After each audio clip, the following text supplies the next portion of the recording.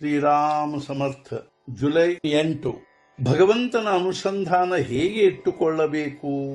ಯಾವ ವಿಷಯದ ಬಗ್ಗೆ ಮನುಷ್ಯನಿಗೆ ಪ್ರೇಮವಿರುತ್ತದೆಯೋ ಆ ವಿಷಯದ ಅನುಸಂಧಾನವು ತಾನಾಗಿಯೇ ಉಳಿಯುತ್ತದೆ. ಅದು ಎಷ್ಟು ಉಳಿಯುತ್ತದೆಂದರೆ ನನಗೆ ಆ ಅನುಸಂಧಾನ ಇದೆ ಎಂಬ ಅರಿವು ಕೂಡ ಉಳಿಯುವುದಿಲ್ಲ. ಅನುಸಂಧಾನ ಇಡುತ್ತೇನೆ ಎಂದು ಅನ್ನುವಾಗ ನಾನು ಅದರಿಂದ ಬೇರೆ ಆಗಿರುತ್ತೇನೆ. ಆದರೆ ಪ್ರೇಮದ ಅನುಸಂಧಾನದಲ್ಲಿ ನಾನು ಅದರೊಂದಿಗೆ ಏಕರೂಪವಾಗಿ ಬಿಡುತ್ತೇನೆ. ನಾವು ಎಷ್ಟೇ ಅವಸರದಲ್ಲಿದ್ದರೂ ದಾರಿಯಲ್ಲಿ ಹೋಗುವಾಗ ಯಾರಾದರೂ ನಮ್ಮ ಹೆಸರನ್ನು ಕರೆದರೆ ನಾವು ಹಿಂತಿರುಗಿ ನೋಡುತ್ತೇವೆ.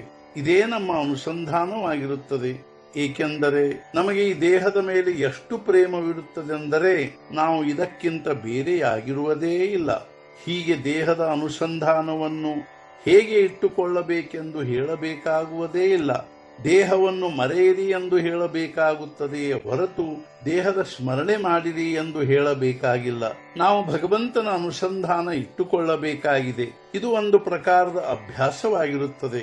ಭಗವಂತನ ಪ್ರೇಮವು ಬೆಳೆಯಿತೆಂದರೆ ಅನುಸಂಧಾನವು ಉಳಿಯುತ್ತದೆ. ಪರೀಕ್ಷೆಯಲ್ಲಿ ಉತ್ತೀರ್ಣವಾಗಲು ಅಭ್ಯಾಸ ಮಾಡಬೇಕಾದಂತೆ ಭಗವಂತನ ಪ್ರೇಮ ಬೆಳೆಸುವುದಕ್ಕಾಗಿ ಅಭ್ಯಾಸ ಮಾಡುವುದು ಅವಶ್ಯವಿರುತ್ತದೆ.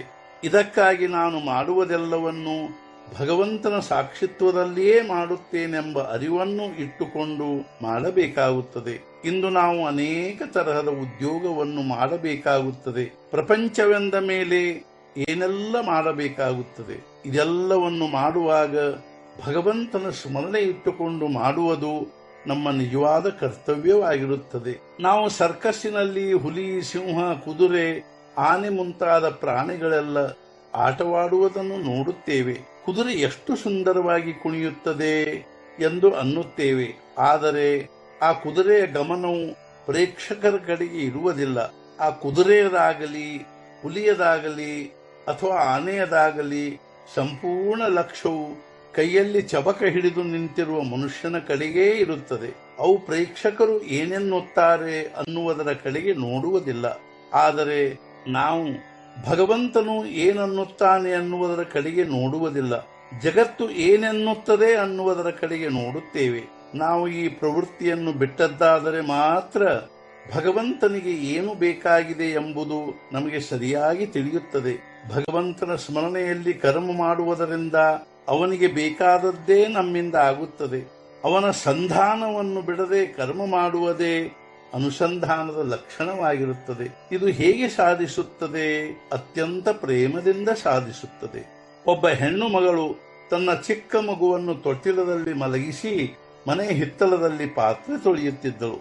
ಆ ಮಗು ಎಚ್ಚರವಾಗಿ ಸ್ವಲ್ಪ ಅಳಹತ್ತಿತು. ಮನೆಯಲ್ಲಿ ಬಹಳಷ್ಟು ಜನರಿದ್ದರು. ಆ ಮಗುವಿನ ಅಳು ಯಾರಿಗೂ ಕೇಳಿಸಲಿಲ್ಲ. ಅಷ್ಟರಲ್ಲಿ ಆ ಮಗುವಿನ ತಾಯಿ ಓಡುತ್ತಾ ತೊಟ್ಟಿಲ ಹತ್ತಿರ ಬಂದು, ಮಗು ಎದ್ದಂತೆ ಕಾಣುತ್ತದೆ ಅಂದಳು. ಕೆಲಸ ಮಾಡುವಾಗಲೂ ಅವಳ ಕಿವಿಗಳು ತೊಟ್ಟಿಲದ ಕಡೆಗೇ ಇದ್ದಂತೆ. ಪ್ರಪಂಚ ಮಾಡುವಾಗಲೂ ನಮ್ಮ ಲಕ್ಷ್ಯವು ಭಗವಂತನ ಕಡೆಗೇ ಇರಬೇಕು. ಇದಕ್ಕೆ ಅನುಸಂಧಾನವೆನ್ನುತ್ತಾರೆ. ಇಂದಿನ ಮುಖ್ಯ ವಿಚಾರ: ಮುಖದಲ್ಲಿ ಅಖಂಡ ರಾಮನಾಮ, ಅಂತಃಕರಣದಲ್ಲಿ ಅನುಸಂಧಾನ ಹಾಗೂ ದೇಹದಿಂದ ಮಾಡಬೇಕು ಪ್ರಪಂಚದ ಕರ್ಮ. ಸದ್ಗುರುನಾಥ ಮಹಾರಾಜ್ ಕಿ ಜೈ. ಜೈ ಜೈ ರಘುವೀರ ಸಮರ್ಥ.